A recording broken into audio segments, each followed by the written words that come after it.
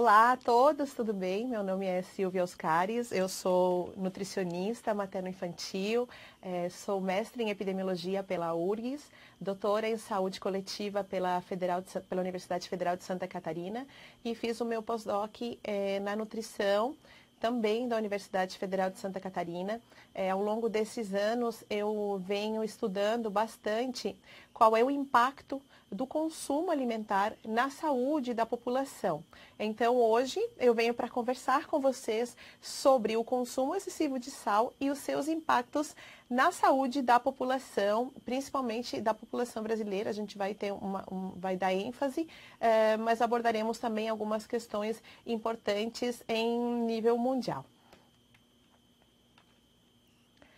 Não tem como começar sem a gente falar um pouquinho sobre a transição epidemiológica, né, onde a gente vê que houve uma redução cada vez maior das doenças infecciosas, que elas ainda coexistem com as doenças crônicas não transmissíveis, principalmente em países de renda baixa e média, onde entra também o Brasil. Mas os dados, né, do mundo mostram que mais de 50% do mundo convive com doenças crônicas não transmissíveis. Esses são dados da Escola de Saúde Pública de Harvard de 2012. Então, é muito provável que esses dados, esse percentual já tenha até aumentado. E o que é bastante preocupante. Por quê? Porque na transição demográfica, cada vez mais, a gente tem pessoas envelhecendo e envelhecendo convivendo com essas doenças crônicas. A gente vê hoje que as crianças que até décadas atrás não tínhamos informação de prevalências de doenças crônicas como diabetes tipo 2, hipertensão, arteriosclerose, hoje já convivem com essas doenças desde pequenos. Então, imaginem essa qualidade de vida da população que vem aí já bastante ruim desde os primeiros anos de vida, o que trará provavelmente, os dados mostram e projetam que essa longevidade, esse aumento da expectativa de vida pode cair em função desse aumento de doenças crônicas já na infância e na adolescência. E o que é bastante impactante também é que 60% das mortes ao redor do mundo, já em 2012, eram provenientes de doenças crônicas como diabetes, obesidade e doenças cardiovasculares. Saiu em 2018 novos dados da Organização Mundial da Saúde que mostram que esse percentual aumentou para 70%. Então, 70% das mortes ao redor do mundo, elas advêm de doenças crônicas não transmissíveis. Olha o impacto disso, né, para a saúde pública. E aí, para a nossa atuação como profissionais de saúde, quais são os pontos importantes? Existem fatores que são modificáveis, que nós, como profissionais da saúde, podemos orientar, né, as pessoas dentro da atenção básica, dentro dos nossos consultórios, dentro da área e o campo da nossa atuação, a terem um cuidado maior, né? Então, o que os estudos mostram é que existem 4 fatores, começando pelo tabagismo, né? Então, é muito claro que o fumo, ele se relaciona com o aumento de diversas doenças crônicas, como doenças cardiovasculares, câncer, hipertensão, o uso nocivo de álcool também, e não só com o surgimento, com a incidência, mas também com o aumento das morbidades correlacionadas, né? O que significa isso? A gente tem uma doença de base e quando esse indivíduo fuma, bebe álcool em excesso, aumenta a chance de que outras doenças venham a coexistir com a doença de base. Temos também atividade física, mas principalmente o que os estudos mostram é que o principal fator modificável que pode vir a aumentar ou a reduzir o risco das doenças crônicas é o consumo alimentar.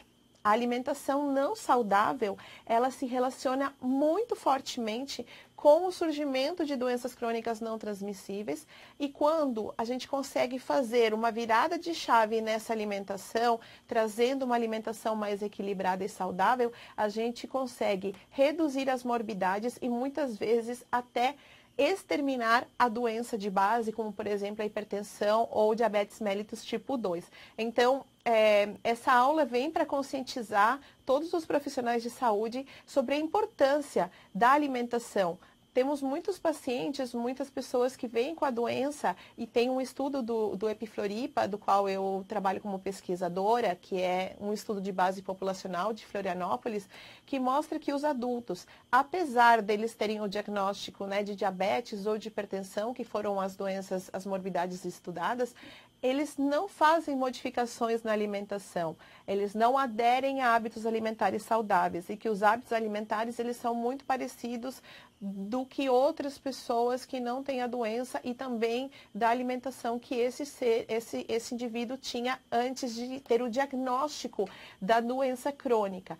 Muitas vezes isso pode acontecer porque a pessoa não tem o conhecimento do quanto modificar a alimentação pode vir a retirar o uso da medicação, até ter uma remissão de uma doença aí, como uma hipertensão, por exemplo, ou em estágios iniciais. E também a melhorar essa qualidade de vida, né, numa pessoa que já tem uma doença um pouquinho mais avançada. Então, é esse o nosso papel de profissionais, de poder sensibilizar as pessoas que vão para os serviços de saúde e para o consultório sobre a importância da alimentação. Existe muito fortemente, a gente não pode negar o impacto da transição nutricional. O que seria isso, né? A transição epidemiológica, ela ocorre também muito em função dessa transição nutricional, que vem aí o aumento da industrialização dos alimentos, né, um aumento da produção de alimentos que chamamos de ultraprocessados, que são alimentos hipercalóricos, cheios de gordura trans, de gordura hidrogenada, de sal e de açúcar de adição. E normalmente esses alimentos produzidos pela indústria, eles têm não só um desses grupos aí, desses nutrientes como o sódio e como o açúcar de adição. Normalmente eles têm vários desses componentes dentro de um mesmo alimento para torná-lo hiperpalatável e que tenha uma maior duração. Só que tudo isso vem impactando na saúde da população e trazendo aí muitos prejuízos que a gente já consegue observar aí na última década, nos últimos anos. Então, há uma redução dos alimentos como frutas, vegetais, leguminosas, né? O consumo do feijão, que é um alimento tipicamente brasileiro, um alimento cheio de ferro, de proteína vegetal de alta qualidade, de zinco, de magnésio, vem caindo o consumo cada vez mais na nossa população, um alimento de baixo custo e o aumento aí desses alimentos ultraprocessados. E junto com tudo isso, né, na transição nutricional, a gente vê que aumenta o comportamento sedentário, que o que é isso? É as pessoas ficarem muito tempo assistindo televisão, acabam tendo mais acesso a propagandas desses alimentos que não são legais para a saúde, as pessoas ficam muito tempo no celular, no tablet e junto com isso reduzem a prática de atividade física. Quando a gente vai para os dados do Brasil, essas informações que eu já passei no início, elas são bem alarmantes para o nosso país também.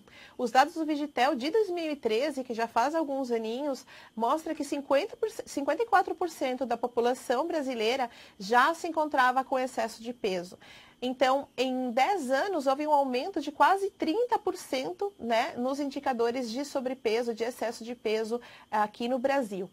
E 19% dessas pessoas já estão com obesidade. A obesidade, ela traz ainda mais as comorbidades associadas, né? Então, normalmente, uma pessoa que tem obesidade, e mais ainda que tem obesidade mórbida, tem um aumento muito maior do risco de ter diversas doenças aí coadjuvantes, diminuindo a qualidade de vida da pessoa, porque a gente fala, né? Não é somente ter a doença, mas a qualidade de vida que diminui em função desse problema de saúde, né? A dificuldade da pessoa se locomover, de se relacionar, né? A qualidade do sono, tudo isso acaba impactando e trazendo cada vez mais doenças, né, novas e que vão acompanhar essa pessoa se ela não fizer as modificações nos hábitos de vida.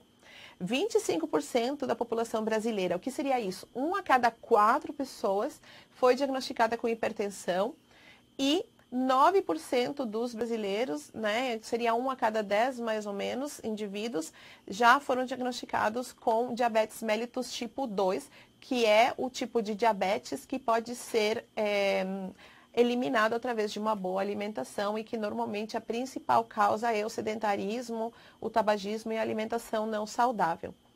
e esses dados eles vão em direção ao que se mostra na alimentação, né? Então, 1 a cada 3 adultos, principalmente as mulheres, tem o hábito de consumir frutas diariamente. Então, só 1 a cada 3, né? 35% da população adulta tem o hábito de consumir frutas na alimentação, o que é bem pouco. E quando a gente fala em vegetais, isso é menor ainda. E apenas 61%, ou seja, 6 a cada 10 brasileiros atualmente, referem consumir leguminosas como feijão, lentilha, na alimentação diária, ou seja, 5 vezes ou mais na semana. E o consumo de refrigerantes, bebidas açucaradas, alimentos industrializados, segundo dados de pesquisas como a POF, né, a Pesquisa de Orçamentos Familiares, e aqui em Santa Catarina, o Epifloripa veio mostrar que 40% das calorias que o adulto brasileiro consome advém de alimentos ultraprocessados, que a gente vai conversar um pouquinho mais sobre ele e sobre o teor de sal, de sódio nesses produtos alimentícios.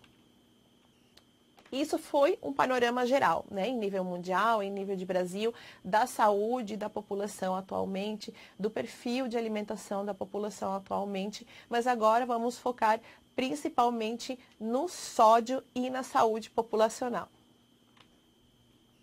Nós sabemos que o sódio em si, ele não é um vilão. Não significa que a gente precisa eliminar totalmente o sódio da nossa alimentação, até porque ele é bem importante e essencial para a manutenção do volume plasmático, do balanço ácido básico, da transmissão de neurônios e do funcionamento celular.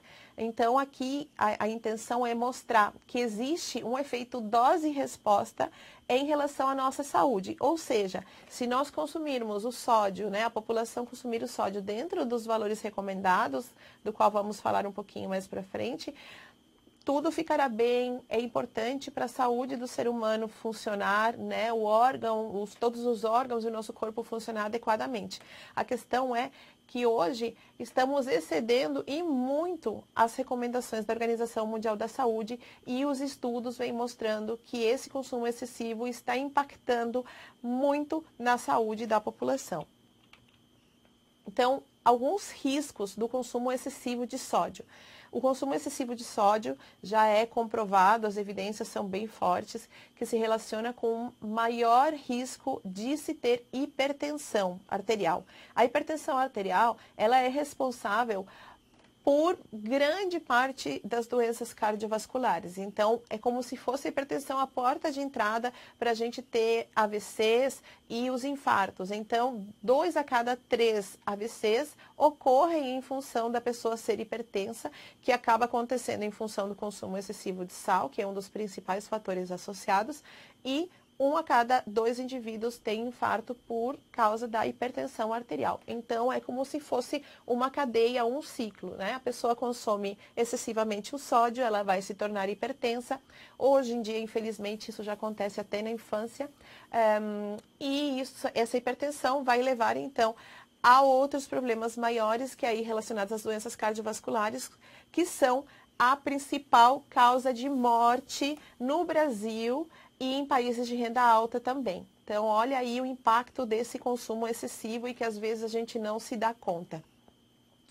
Quem é obeso e consome o sal em excesso, tem um risco aumentado, né, 2 vezes maior de ser hipertenso do que o indivíduo que não é obeso. Então, o cuidado, né, do peso corporal, do estado nutricional, ele não vem pela estética, ele vem muito em função dos riscos aumentados de ter algumas morbidades. Então, uma delas é a hipertensão e em obeso mórbido, né, que é um indivíduo que tem um índice de massa corporal acima de 35 ou 40, esse risco é 6 vezes maior para se ter hipertensão quando o consumo de sal é excedido das recomendações da Organização Mundial de Saúde e do Ministério da Saúde, que são as mesmas. Então, o que seria esse consumo elevado de sódio? Seria mais de 2 gramas por dia de sódio, que se a gente for falar em sal, equivaleria a 5 gramas de sal. Tá? E o baixo consumo de potássio também acaba interferindo, então, no aumento do risco de hipertensão, de infartos e de doenças cardiovasculares. Esses são dados da Organização Mundial da Saúde de 2016 e também estimativas, então, em relação às probabilidades da Sociedade Brasileira de Cardiologia. Além da hipertensão, tem outros riscos associados ao consumo excessivo de sal. Um deles é o câncer de estômago. Então, o que os estudos recentes mostram? Eles associam o consumo excessivo de sal e de conservas, alimentos em conservas em excesso, embutidos em excesso, com o maior risco de câncer de estômago. A osteoporose também, pessoas que consomem sal em excesso acabam tendo um risco 4 vezes maior de quebrar um osso. Problemas renais também são mais frequentes em indivíduos que consomem sal acima do recomendado. Por que isso? Porque há uma concentração de minerais na urina que levam à formação de cristais, né? E além disso, os indivíduos hipertensos acabam também sobrecarregando a função renal e isso tudo acaba levando então a problemas, possibilidades do indivíduo ter doença renal e até ter que ir, por exemplo, uma diálise. E isso em longo prazo não é algo que acontece de um dia para o outro, mas se nós não cuidarmos e não orientarmos os nossos pacientes a terem uma alimentação adequada e reduzirem o consumo de sal, isso é um caminho, né, que o indivíduo vai seguindo e que pode vir a ter aí problemas renais também. A pesquisa Vigitel, ela alerta também sobre esse consumo de alimentos industrializados e do sedentarismo e como eles impactam nos avanços das doenças crônicas, né? Então, em nível de Brasil, a gente vê esses aumentos no excesso de peso, na obesidade, na hipertensão, diabetes, conforme já tínhamos falado antes. Então, só quis mostrar aqui, esse é um dado, uma cartilha do Vigitel de 2016. Com a população adulta, que seriam indivíduos, então, com 18 anos ou mais. E quais são os benefícios que trazem a redução no consumo de sódio? Por que nós, profissionais de saúde, ou por que você, né, que está assistindo e que não é profissional de saúde, mas está assistindo aqui essa palestra, deveria reduzir o consumo de sal na sua rotina diária? O consumo reduzido de sal, ele se associa a uma redução de 15% de óbitos por causa de acidentes vasculares cerebrais, então é um impacto bastante importante. Há uma redução de 10% de óbitos por infartos, né, sendo que normalmente seriam mais ou menos 91 mil mortes em função dos infartos.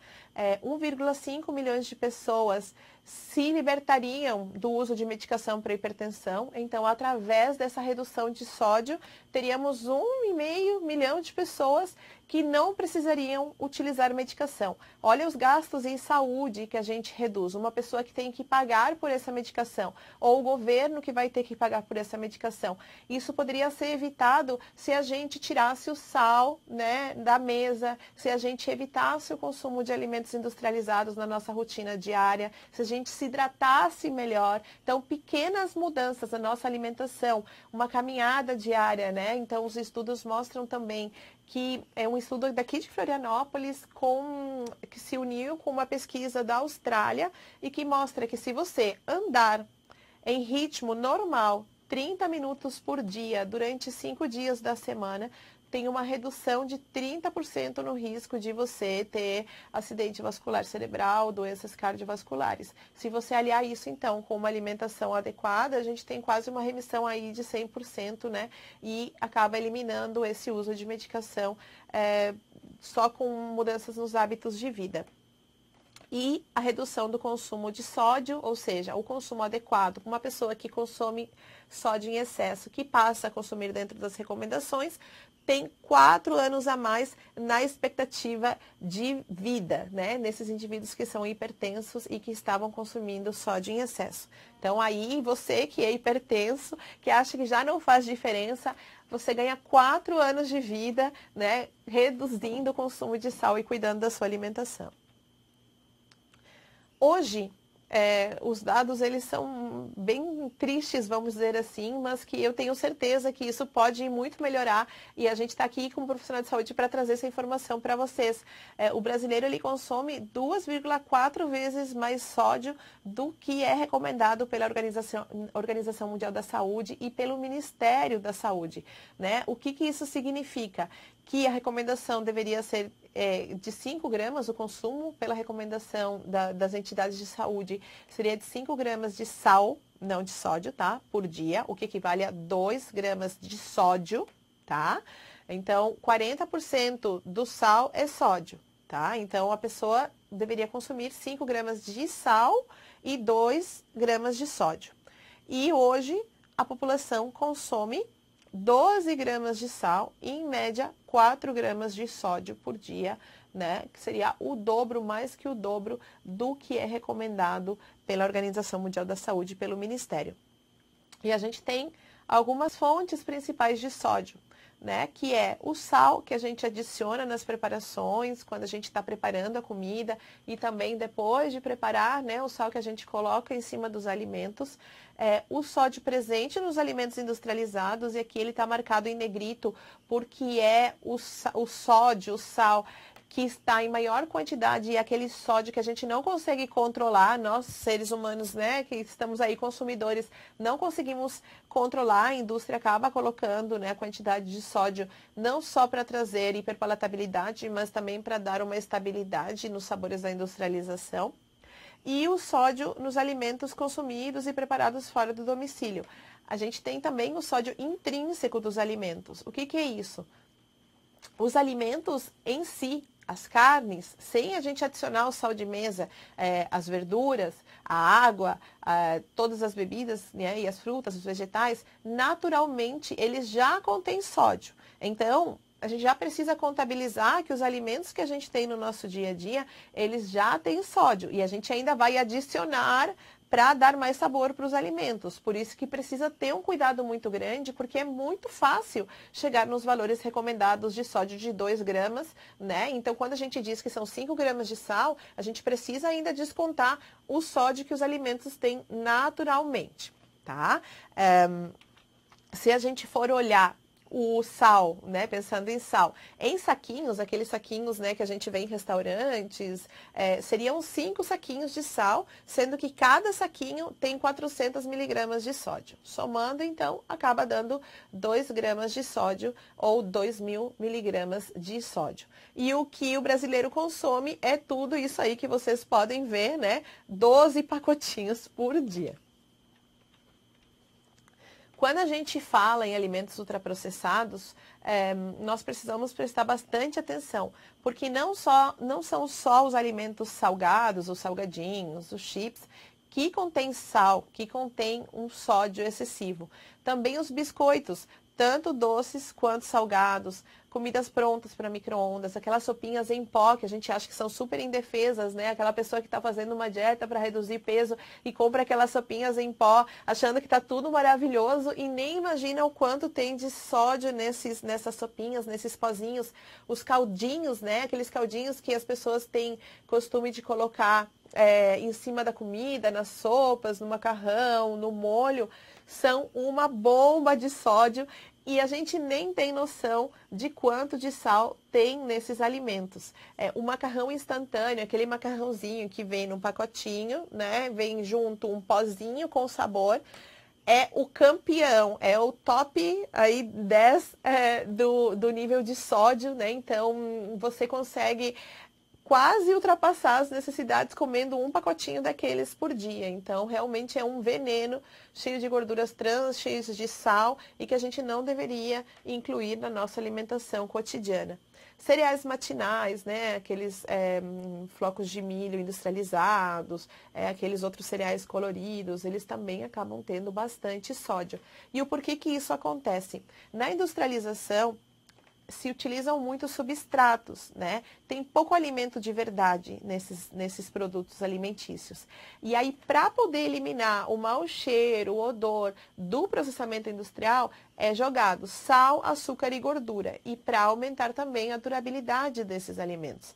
Em cima desse sal que já foi colocado, é adicionado o sal, o aromatizante, para dar o sabor que se quer dar. Tá? Então, aí pode ser, se um alimento doce, vai ter mais açúcar de adição do que sal, mas sempre vai ter para dar uma contrabalançada. Se é um alimento salgado, como uma pizza congelada, como esses caldos, essas sopas, né, em pó, acaba se colocando ainda mais sódio nessa preparação. E qual é o problema, né? Além do sódio nesses alimentos, a gente tem um perfil nutricional de alimentos ultraprocessados que já não colabora com a nossa saúde em função do sódio, mas em função de um elevado também teor de gordura saturada, gordura trans e açúcar de adição. E o que os estudos mostram hoje é que o açúcar de adição é um dos ingredientes que mais impacta no aumento de doenças crônicas, seguidos pelo sódio também, que acaba mostrando um aumento, e eu vou mostrar 2 estudos importantes relacionados à hipertensão arterial. E também esses alimentos têm um teor reduzido de fibras, de vitaminas e de minerais. Se associam também com um padrão de alimentação mais maléfico para a nossa saúde. Por quê? Porque provavelmente a gente não vai comer uma pizza congelada com um copo d'água. A gente vai acabar tomando um refrigerante. A gente já tem o sódio do refrigerante e o sódio da pizza. A gente vai comer um macarrão instantâneo, provavelmente depois a gente vai comer um bolinho de pacotinho, né? E a próxima refeição ela vai se repetir com alimentos industrializados. Muito dificilmente as pessoas que têm esse padrão de alimentação consomem frutas, né, vegetais e tomam água para poder, pelo menos, minimizar os efeitos do consumo de alimentos ultraprocessados. E tem vários motivos que levam as pessoas a consumir esses alimentos, que a gente pode ver aqui, né? O marketing, eles estão em tudo que é lugar, então você tem essas redes de fast food aqui no Brasil, tem nos Estados Unidos, tem na China, tem na Índia, né? Em tudo que é lugar, e isso acaba trazendo uma segurança para a pessoa de consumir algo que ela já conhece, mas que vai acabar trazendo malefícios para a saúde. Portabilidade, praticidade, mas eu lembro, a fruta ela é prática de pegar também, de carregar na bolsa, né? A gente pode preparar biscoitos e ter num pote um biscoito caseiro que a gente tem o controle da quantidade de sal que colocou. A gente pode fazer a nossa marmita com comida e levar super gostosa e a gente vai ter noção de quanto de gordura, de quanto de sal que a gente está adicionando nesse alimento. O que a gente não tem controle com os alimentos ultraprocessados. E aí eu trago 2 pesquisas bem importantes que acabam mostrando o efeito, né, já comprovado do fato de consumir alimentos ultraprocessados e o aumento da incidência, ou seja, de novos casos de hipertensão arterial. Esse aqui é um estudo na Espanha, tem uma pesquisadora brasileira que participou nessa pesquisa, que é a Raquel Deus de Mendonça, tem mais gente aí do Brasil participando dessa pesquisa. É um estudo de coorte, ou seja, é um estudo onde as pessoas foram acompanhadas ao longo do tempo e se viu, são quase 15 mil adultos, né, sem hipertensão no começo da pesquisa, e essas pessoas foram acompanhadas durante 9 anos. O consumo de alimentos ultraprocessados foi avaliado através de questionário de frequência alimentar. E aí o que se avaliou? Que os pesquisadores quiseram ver se as pessoas que consumiam mais alimentos ultraprocessados na rotina diária tinham uma maior incidência de hipertensão, ou seja, se tinha mais casos de hipertensão entre aquelas pessoas que consumiam mais alimentos ultraprocessados. E aí a gente faz na pesquisa ajustes, né? A gente tem que considerar, muitas vezes, né, que em todas as pesquisas, todas as doenças que a gente vai avaliar, não é só a alimentação que impacta, né? Então, o fato de ser homem ou mulher vai impactar, a idade da pessoa também vai fazer diferença, o tempo que a pessoa assiste televisão, que é o comportamento sedentário, o estado nutricional dessa pessoa desde o começo da pesquisa, se a pessoa usa a medicação ou não, se ela tem uma história familiar de hipertensão ou de hipercolesterolemia, o consumo de álcool, tudo isso também impacta no risco dele se tornar hipertenso. Então, o que a gente faz? A gente ajusta, né, e considera todos esses fatores. E aqui, o que os dados mostram é que, mesmo levando em consideração todos esses fatores, o efeito do consumo de alimentos ultraprocessados impactou numa maior chance, um maior risco de desenvolver hipertensão arterial. Então, as pessoas que consumiam ultraprocessados numa maior proporção tiveram 21% mais risco de ter hipertensão arterial quando comparados aos indivíduos que consumiam esses alimentos em menor proporção na dieta, tá?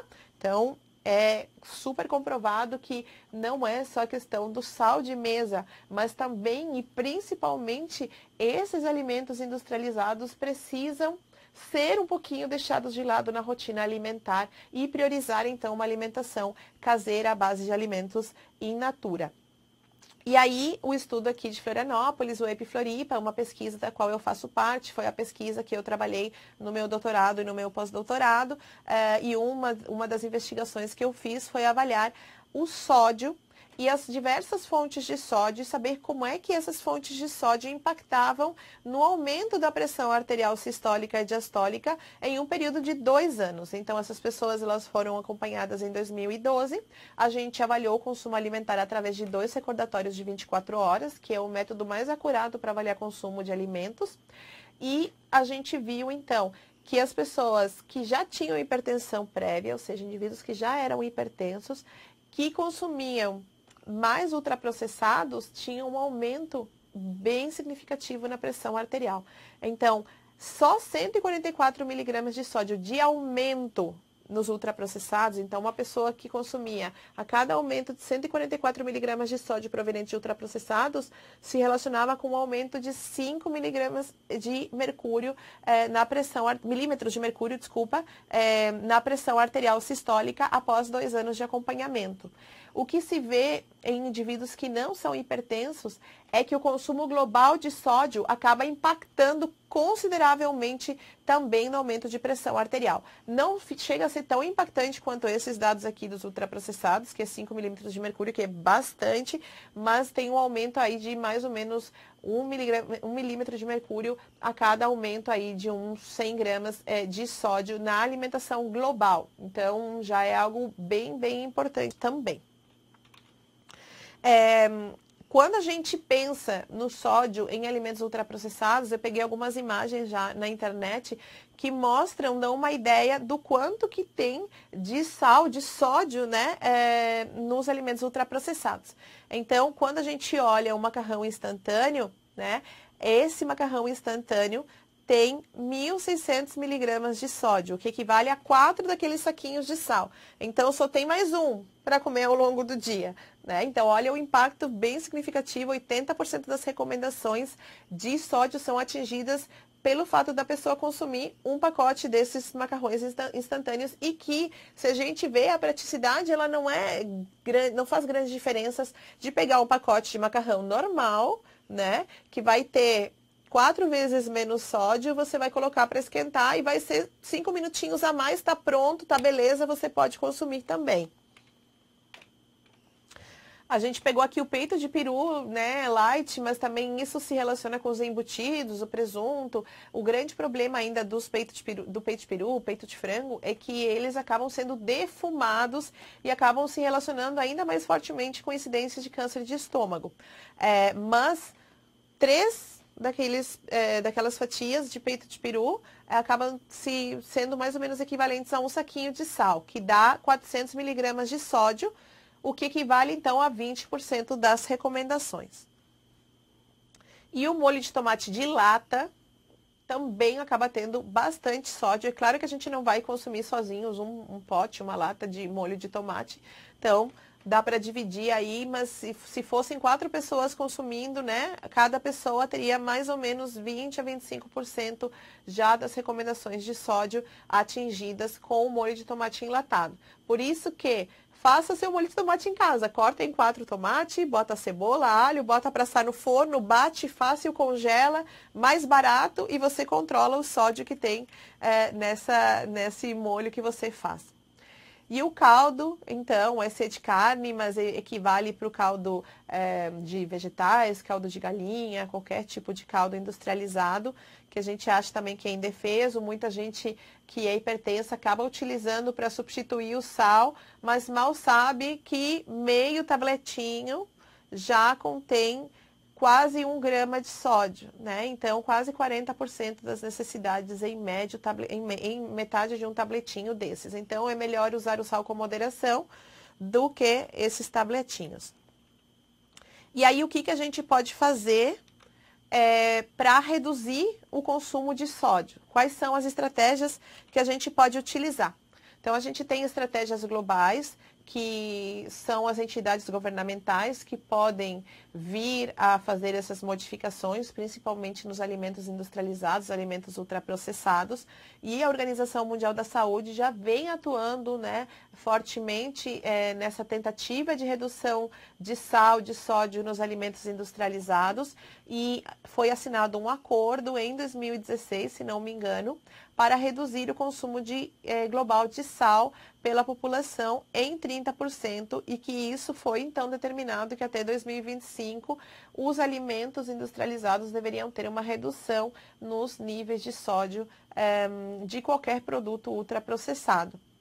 Então, a redução de sal, como a gente já viu, ela se torna uma medida muito com um custo-efetividade muito bom para diminuir as doenças na população. E que reduções importantes na quantidade de sal acabam levando a uma maior qualidade de vida, a uma maior longevidade, ou seja, uma maior expectativa de vida pela população. E isso acaba também reduzindo os gastos em saúde em nível mundial. Ficou um texto em inglês, que é da Organização Mundial da Saúde, mas que diz assim, que mais ou menos 2,5 milhões de mortes poderiam ser prevenidas todos os anos em nível global, né? Se a gente conseguisse reduzir o consumo de sal para os níveis recomendados de 2 gramas de sódio equivalentes a 5 gramas de sal. Então, 2,5 milhões de mortes poderiam ser evitadas só com uma estratégia de consumir sal dentro das recomendações. E aí, o Brasil, ele aderiu a esse pacto, né? Então, foi assinado um acordo com a indústria de 2017 a 2022. O Brasil quer retirar 28,5 mil toneladas de sódio dos alimentos industrializados. Essa medida, então, representa um avanço na melhoria do perfil nutricional dos alimentos, segundo a Coordenação de Alimentação e Nutrição do Ministério da Saúde, que essa informação foi retirada de lá, e que a primeira categoria que foi modificada, começou a ser modificada, são os pães, as bisnaguinhas e as massas instantâneas. Por quê? Porque os pães são os preferidos pela população brasileira, né? O nosso estudo também mostrou que o pão é o top 10 dos alimentos industrializados consumidos pelos brasileiros e que tem, sim, um nível bastante elevado de sódio. Então, o pão de forma, a meta é reduzir até 2020 para um teor máximo de 400 miligramas a cada 100 gramas, ou seja, a cada 4 fatias, ter uma redução, então, que seria mais ou menos de 100 miligramas de sódio por fatia de pão. As bisnaguinhas, então, também seria mais ou menos 388 em 2017 e até 2018, que foi o ano passado, a pretensão era de alcançar um teor máximo de 350 miligramas de sódio por 100 gramas. Então, mais ou menos a cada bisnaguinha, uns 80 miligramas de sódio. E as massas instantâneas, a meta até o ano passado era alcançar um teor de 1.840 miligramas, 1,8 miligramas de sódio por 100 gramas. Um pacotinho de miojo tem 85 gramas, tá? Então, que daria aí os 1.600 miligramas de sódio em um pacote de macarrão instantâneo. Então, apesar da indústria, do governo, do Ministério da Saúde, né, da Organização Mundial da Saúde, estarem fazendo acordos para a redução de sódio nos alimentos ultraprocessados, esses valores ainda são altos. Então, a gente precisa ainda tomar muita cautela no consumo desses alimentos na nossa rotina diária. Não significa que por esses acordos a gente vai ter alimentos com a qualidade que a gente espera. Então, será que apenas essa redução de sódio nos alimentos ultraprocessados vai resolver os problemas? Eu diria que não. Então, as recomendações bem importantes são que a gente mantenha, deixa eu só aqui, uma alimentação baseada em carnes, peixes, ovos, vegetais, frutas, né, os cereais, as leguminosas, que a gente consiga, então, preparar a nossa própria alimentação ou ir a locais seguros que preparem uma alimentação baseada em alimentos in natura ou minimamente processados, que formariam esse prato aí super convidativo para a gente comer saudável, gostoso e que vai trazer aí uma redução, né, no risco de doenças crônicas. Temos os produtos processados, que são as conservas, e as recomendações do Guia Alimentar para a População Brasileira são consumir esses alimentos, né, essas conservas, os queijos, com moderação, mas desde que eles façam parte, então, de um padrão de alimentação com alimentos frescos in natura, que foram os que a gente viu no slide anterior. E aí a gente mostra que os alimentos processados, os produtos processados, eles normalmente contêm de 2 a 4, no máximo 5 ingredientes, e normalmente esses ingredientes são ingredientes que a gente teria no armário da nossa casa, né? Não são alimentos ou substratos criados pela indústria e nada mais do que um alimento que normalmente é in natura ou minimamente processado, acrescido de vinagre, de água ou de sal, né? E alguns condimentos. E aí os alimentos que a gente deveria evitar, né, no nosso consumo diário. Apesar das reduções de sódio e de açúcar de adição nos alimentos ultraprocessados através desses pactos, né, do governo com a indústria, eles ainda são bastante elevados. Então, alimentos que a gente muitas vezes acredita serem saudáveis, como barrinhas de cereais, sucos de caixinha, sucos de soja, leite de soja, eles normalmente vêm escondidos aí bastante açúcar, bastante sódio, que é o tema que a gente está falando agora, e bastante gordura. Então, temos desde os conhecidos, né, os alimentos como os fast foods, temos os cereais matinais, temos as batatinhas, né, os snacks prontos, temos as pizzas congeladas. Então, tudo isso não deve fazer parte da nossa alimentação rotineira.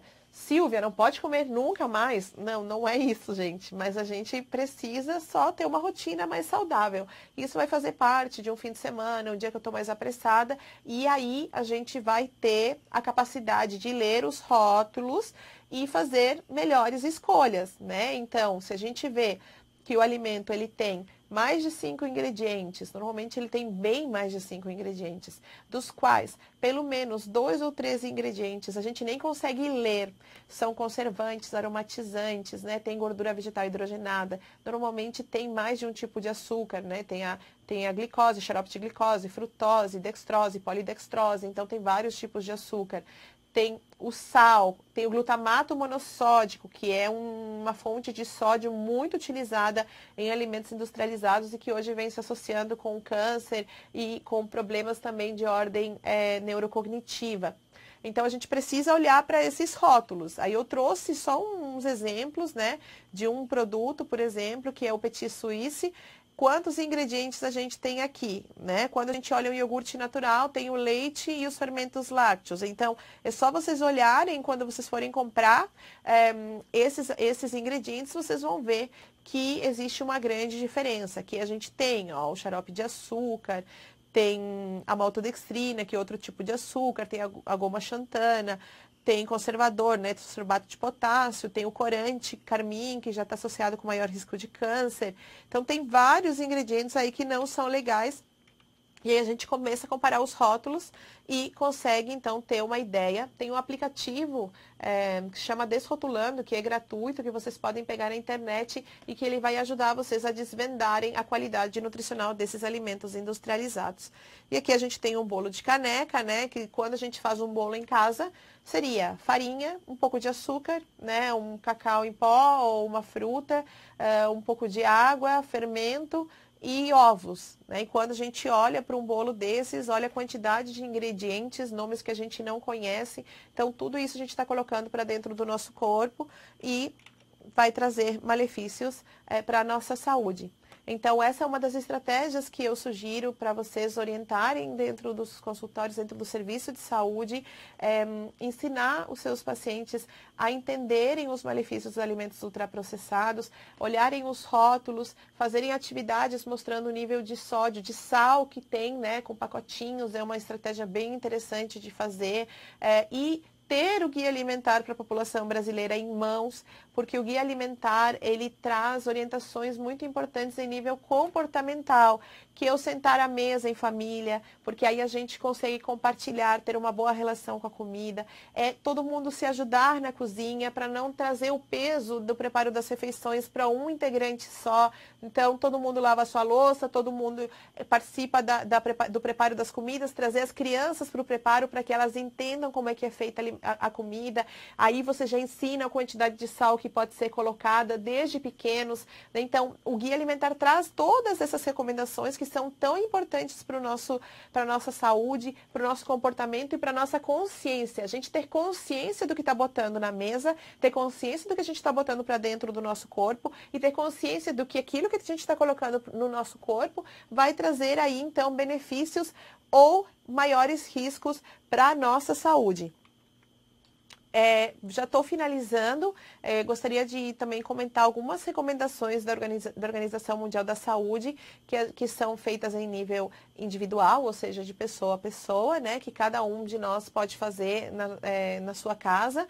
O consumo de sal, então, pode ser reduzido em casa através da redução da adição do sal durante o preparo das refeições. Como é que a gente faz isso? Coloca sal, mas pode colocar orégano, páprica doce, páprica defumada, alecrim, salsinha, cebolinha, alho, cebola. A gente vai estar trazendo fitoquímicos que vão acabar prevenindo câncer, oxidação celular. E a gente vai estar trazendo sabor sem prejudicar a nossa saúde. E aí a gente reduz o sal e usa então esses temperinhos naturais, que a gente pode montar uma horta em casa, ou a gente pode comprar os temperinhos secos, se a gente não consegue cuidar dessa hortinha. Então, pequenas modificações. Evitar de colocar o saleiro na mesa na hora das refeições. Ir estimulando então esse paladar e reduzindo gradativamente a quantidade de sódio que é consumida, a quantidade de sal que é consumida diariamente. E limitar o consumo de conservas, né? De vez em quando, ou junto de uma salada, tomar bastante água também para poder, né, ajudar o nosso organismo a limpar o nosso corpo e evitar os alimentos ultraprocessados que a gente já viu aí que trazem um impacto bem importante. Profissionais de saúde que estão assistindo, como é que a gente pode orientar, né? Incentivar a redução do uso de sal, tanto na mesa quanto em restaurantes, então pedir para evitar pegar o sal lá no restaurante, né? Escolher melhor os restaurantes, às vezes perguntar, né? Porque muito restaurante usa realçadores de sabor, então ter essa consciência de ir lá e cobrar do restaurante também sobre isso. Utilizar os materiais didáticos, utilizar o guia alimentar para a gente poder orientar os nossos pacientes, ensinando eles a escolher melhor os alimentos através da leitura de rótulos, através de mostrar os custos. Olha só, tu compra um pacote de arroz, ele vai te durar uma semana. Você compra um pacote de bolacha que tem o mesmo valor de preço, mas que o valor nutricional ele vai só prejudicar a tua saúde e tu garante a nutrição da tua família, né? Então, ir para o sacolão, comprar as frutas e verduras, levar os teus filhos junto, fazer essas orientações dentro da atenção em saúde para incentivar as pessoas a poderem fazer melhores escolhas na alimentação. para aquelas pessoas que já têm uma doença crônica, que não conseguem se locomover para o centro de saúde, né? Realizar visitas domiciliares educativas, a conversa, a orientação do comportamento alimentar, que hoje é tão importante, que a gente vê tantos transtornos alimentares, compulsão alimentar. Então, essas orientações, elas são bem importantes. E realizar orientações educativas com as crianças, para incentivar a alimentação saudável desde pequenos, já que a gente vê que a alimentação em crianças está cada vez, né, mais rica e mais elevada em alimentos ultraprocessados. Então, na população mais jovem, o consumo atinge quase 60% das calorias consumidas diariamente de alimentos ultraprocessados, ou seja, ultrapassam em muito as necessidades de sal, de sódio diárias para uma criança. Então, a base da alimentação, a base da prevenção de doenças crônicas não transmissíveis se dá na primeira infância. A gente, como profissionais de saúde, como pais, como educadores, precisamos ter noção de que os primeiros 1000 dias de vida são fundamentais para a formação de paladar, mostrando para o paladar dessa criança desde pequeno, né, que os alimentos naturais eles já contêm e muito sabor, e aí eles vão chegar na infância, na vida adulta, com um paladar acostumado a consumir menos sódio e então trazendo também menos sofrimento. Quando a gente é adulto, já nessas mudanças acabam ficando um pouco mais difíceis para nós que já temos o paladar modificado, mas é possível mesmo assim. Então, vamos cuidar das crianças, vamos orientar uma introdução alimentar correta, variada, colorida, com alimentos in natura, que nem esse prato lindo que a gente vê aqui da Lara, olhando para a comida e interagindo com uma alimentação saudável. Então, gostaria de agradecer ao Telesaúde pelo convite de estar aqui hoje, a vocês pela sua atenção e, então, agora estamos abertos para perguntas e eu responderei com o maior prazer.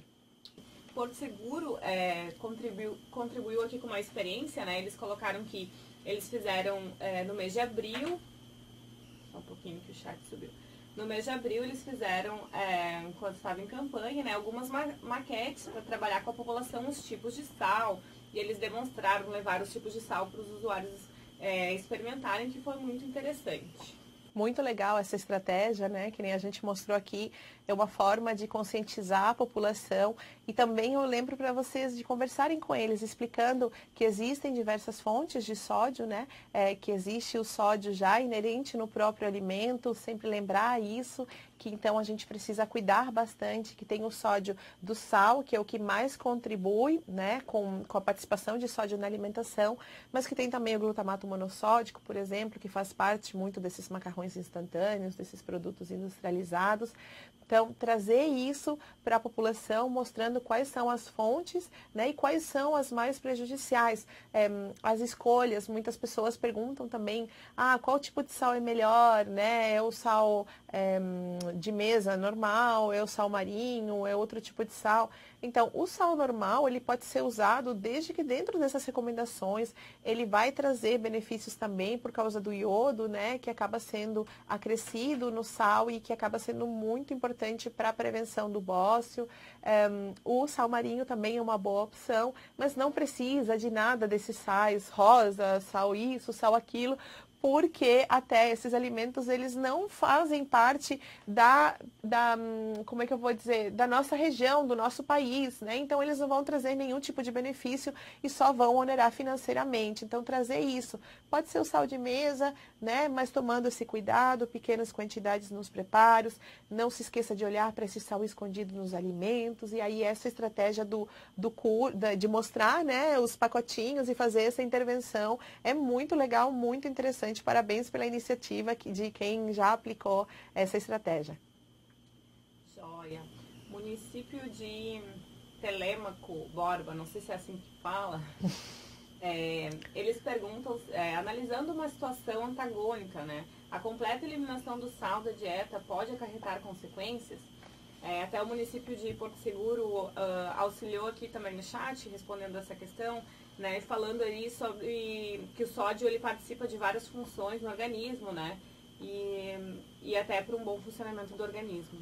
Exatamente. Então, que nem a gente já falou na aula, o sódio ele é essencial para o funcionamento do corpo, né? Para equilibrar os níveis plasmáticos, para o equilíbrio ácido básico que a gente falou, né? Para as transmissões entre os neurônios, para a comunicação entre os órgãos, as células do nosso corpo.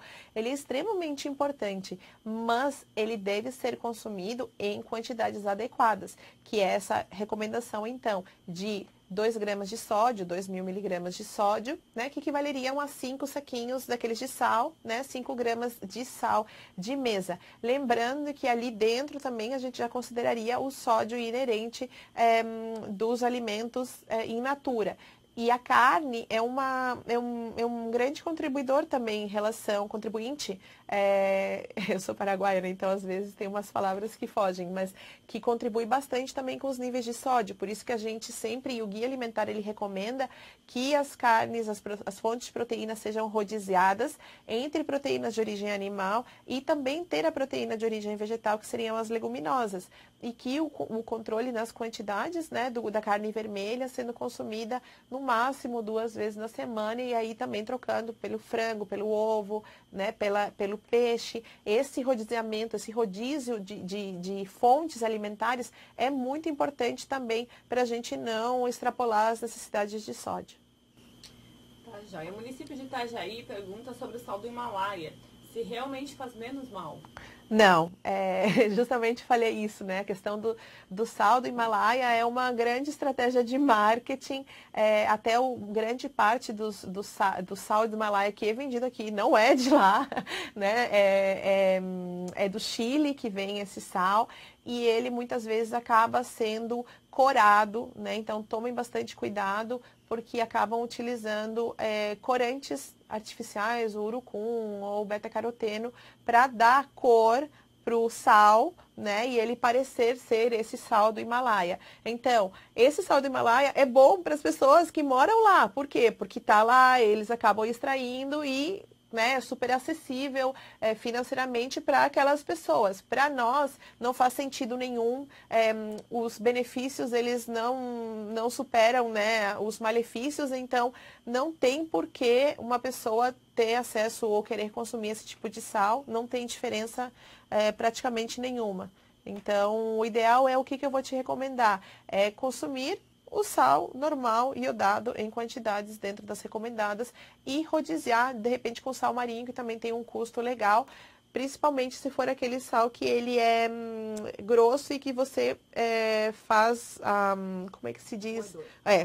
Com o moedor na hora. Mas também não é algo que você precise orientar num serviço de saúde, não deve, né? Deve orientar o consumo de sal normal de mesa, moderado na rotina diária. Joia. O município de Itajaí pergunta sobre sal grosso. Se ele batido no liquidificador seria melhor?